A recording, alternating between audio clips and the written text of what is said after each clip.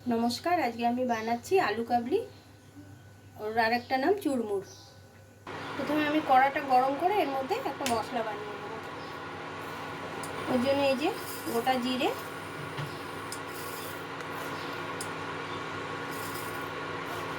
জিরেটা বেশি করে ভেজে নেব।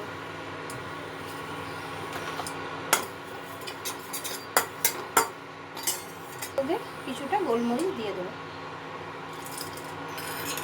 মশলাটা ভাজা হয়ে গেছে, এবার আমি ঠান্ডা করে মিক্সিতে গুঁড়ো করে নেব। আলু কাবলি বানানোর জন্য কী কী উপকরণ লাগবে, এই যে সেদ্ধ করা আলু, কুচনো শসা, কুচনো ধনে পাতা, কুচনো লঙ্কা, আর এটা তেঁতুলের পাল্প, তেঁতুলটাকে গুলিয়ে রেখে দিয়েছি, আর এটা কুচনো পেঁয়াজ, আর এটা ঝুরি ভাজা, আর এটা যে মশলাটা ভেজেছিলাম জিরে আর গোলমরিচ, এটা গুঁড়ো করে নিয়েছি। প্রথমে আমি এই সেদ্ধ করা আলুগুলো কেটে নেব। আগে চাকু দিয়ে এরকম পাতলা পাতলা করে পিস কেটে নেব।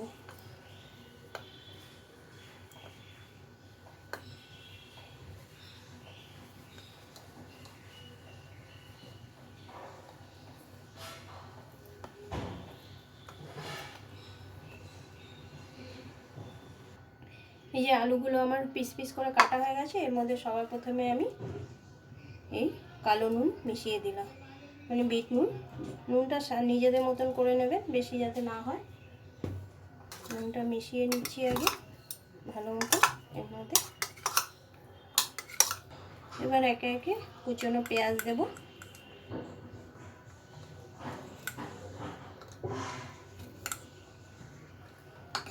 কুচনো শসা দেব, শসা,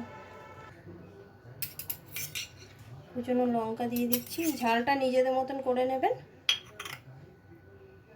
আর এই পাল্পটা দিয়ে দেব।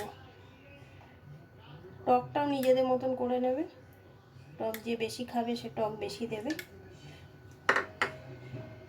দিয়ে এটাকে ভালো মতন মেলাতে হবে।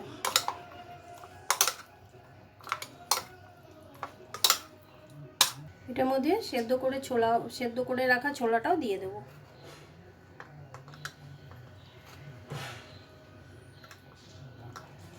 কেউ ছোলা সেদ্ধও দিতে পারবে, কেউ মটর সেদ্ধও দিতে পারবে। এবার এটা ভালো মতন মেলাতে হবে। এটার মধ্যে এই ভাজা মশলাটা দিয়ে দিচ্ছি, কুচনো ধনে পাতাটা দিয়ে দেবো।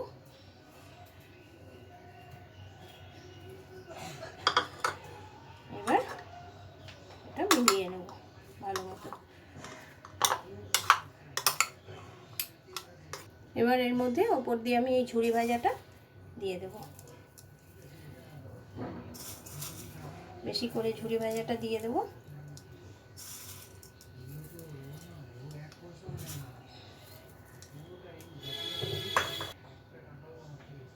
দেখুন এটা দেখতে কত সুন্দর লাগছে, আর খেতেও খুব সুন্দর লাগে। যদি ভালো লাগে তো একটা লাইক করে দেবেন।